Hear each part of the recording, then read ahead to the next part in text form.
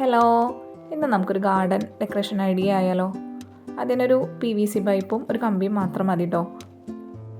ഇത് നമ്മുടെ വീട്ടിലുണ്ടായിരുന്ന ഒരു കൊങ്ങിണിച്ചെടിയാണ് കേട്ടോ. അതിന് സൈഡിലായിട്ട് ഞാനൊരു കമ്പി അടിച്ച് താഴ്ത്തി.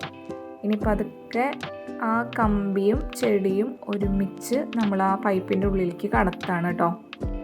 ആക്ച്വലി ഈ ചെടിയുടെ ലെങ്ത്ത് പൈപ്പിനേക്കാളും ചെറുതാണ്.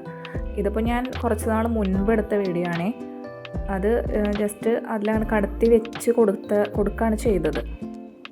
ചെടി അങ്ങനെ അതിൻ്റെ ഉള്ളിൽ നിന്നോളൂ കേട്ടോ, വേറെ കേടുപാടൊന്നും വരില്ല. നമ്മൾ ഇടയ്ക്ക് നനച്ച് കൊടുത്താൽ മതി എല്ലാ ദിവസവും അതിനെ.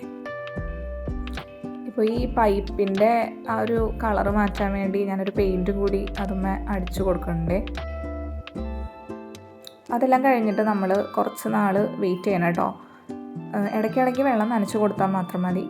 ആ ചെടി പതുക്കെ മുകളിലേക്ക് വളർന്നു വന്നോളും.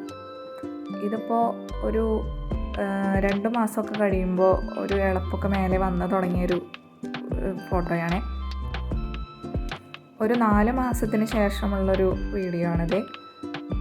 ആ ഒരു സമയം കൊണ്ട് മാക്സിമം ഇത് പടർന്ന് പന്തലിച്ച് നല്ല കൊട പോലെ നിൽക്കുന്നുണ്ട് ശരിക്കും ആ പൈപ്പിന് മേലെ. ഇതിലിപ്പോൾ ഞാൻ വേറെ മണ്ണൊന്നും ഫില്ല് ചെയ്ത് കൊടുത്തിട്ടില്ല കേട്ടോ ഈ പൈപ്പിൻ്റെ ഉള്ളിൽ. നിങ്ങൾക്ക് വേണമെങ്കിൽ അങ്ങനെയാണെങ്കിലും ചെയ്യാം. ഈ ചെടിയൊക്കെ വളർന്ന് നന്നായി ബുഷി ആയതിന് ശേഷം നമുക്ക് മണ്ണൊക്കെ ഫില്ല് ചെയ്ത് വേണമെങ്കിൽ കൊടുക്കാം. ഓൾറെഡി ഞാനൊരു കമ്പി അതിൽ അടിച്ച് താത്തിയത് കാരണം ആ ചെടി വീഴൊന്നുമില്ല, നല്ല ഉറപ്പിൽ തന്നെ നിന്നോളൂ.